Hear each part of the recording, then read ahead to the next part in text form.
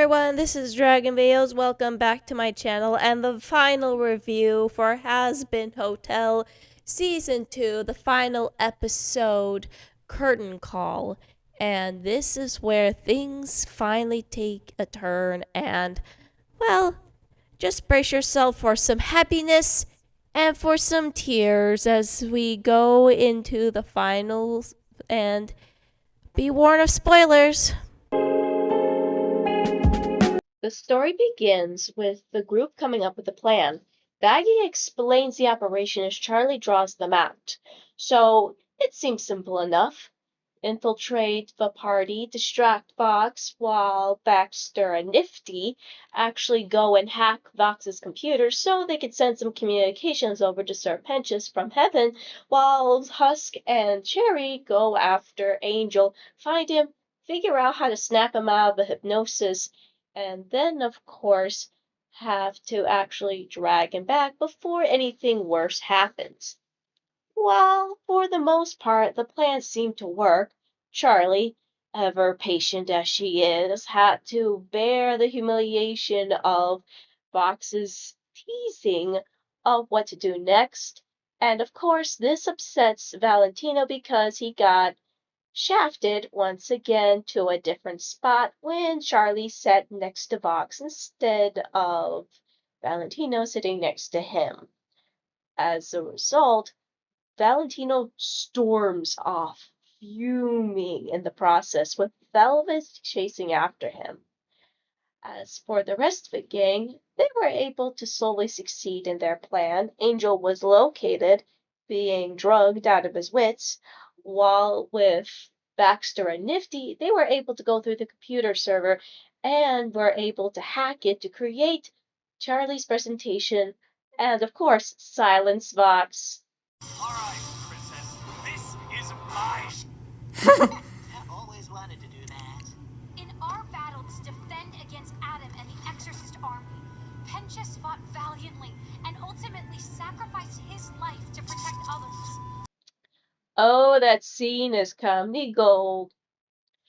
They were so close to actually succeeding in their schemes, and so close of having it planned out when there were two kiboshes that finally hit the wall.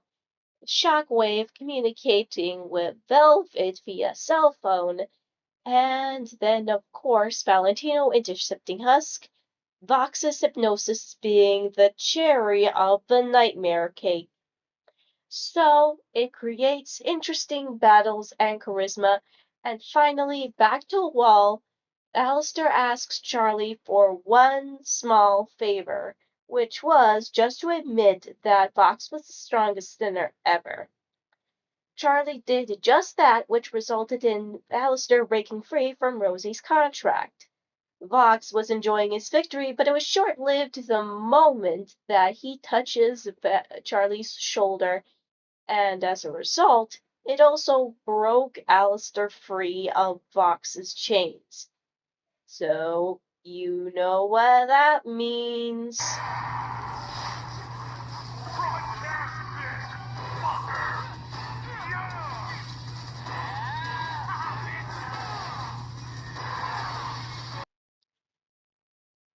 Angered by this, being outfoxed once again, it turns into a major all-out battle between the two overlords of radio and TV, while Husk and Valentino duke it out with the assistance of Cherry, and then, of course, Nifty facing off with Velvet as Baxter tries his best to fix up the communications as quickly as possible. Frustrated with all the events, Vox activates the cannon, hurting Lucifer in the process, and then resulting in the ultimate shocker where Emily gets injured and finally Vox loses his mind to the point where he'll blow up everyone, even when Carmilla pulled the intervention of modifying her machine that she helped created.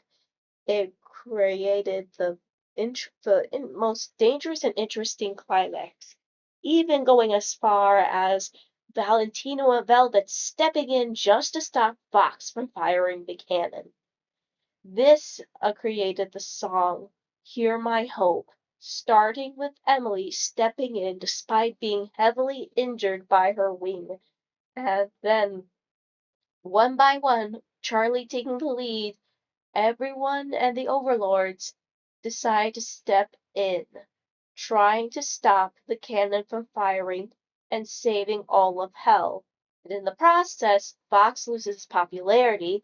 Serpentius is able to send communications to heaven, and Abel, of course, was able to actually have enough guts to stand up to Lute to get her to back down when she was trying to fight Vaggie in her blind vengeance.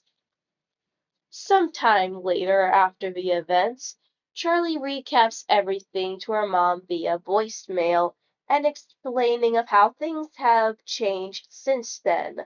The hotel was finally getting busy, getting more customers in, now that Serpentius had proof and was the actual proof that redemption was possible and that there was another way out. Then, of course, the V's are now being led by Valentino. Oh, grand! But the most heart-wrenching result was Angel, ashamed and hurt by the fact that he hurt the people he loved, went back to Valentino because he felt like no one was safe if he went back. Oh, God, Angel, you deserve better than this. And of course, Valentino and Velvet try their best to cover up the story, though half of it was true. It probably wouldn't land very long.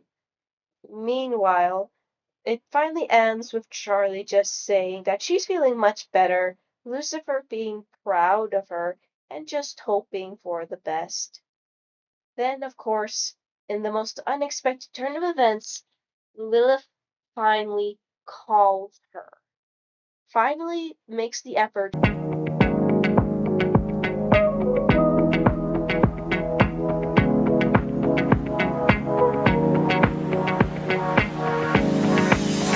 This was a really good episode in terms of the season finale. It had a nice way of wrapping things up while still giving us an idea of what's going to happen in next season and what it could mean for everyone.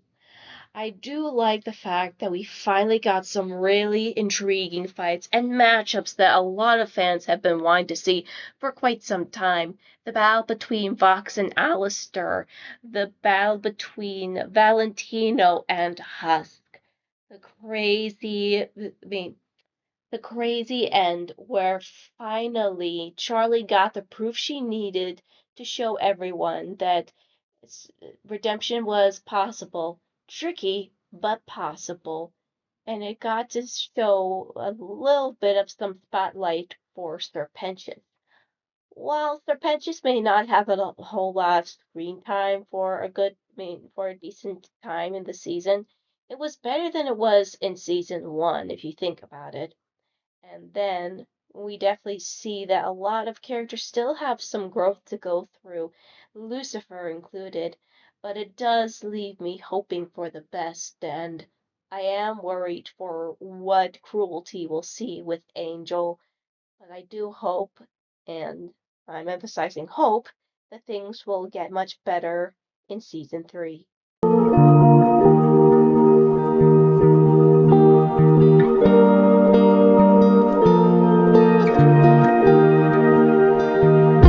For the MVPs of this episode, I'd say we'll go to Husk, Cherry, Baxter, Nifty, and Alistair. Many of you could probably figure out why, because we got some really nice fight scenes. Cherry Bomb actually beating up Valentino, as well as Husk actually having the throwdown that we all wanted for the longest time. And of course, I could definitely say this: hit him again!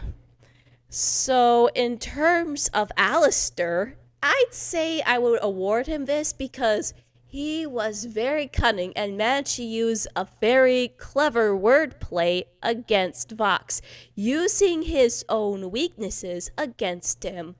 For Baxter, I just simply add him in there, not only just for hacking the system to set up the communication system as best as he could during the whole fiasco, but because of this.